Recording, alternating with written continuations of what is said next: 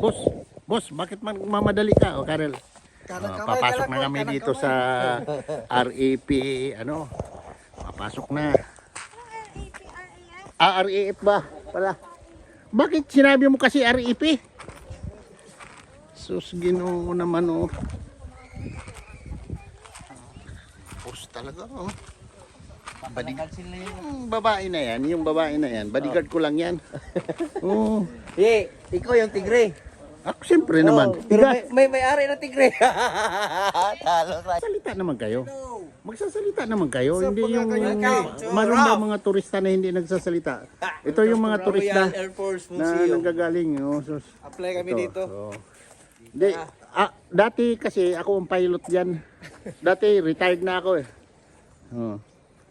Pwede ba pumasok yan mamaya? Yan. Ha? Mga aeroplano, pwede. Hindi. Doon sa loob.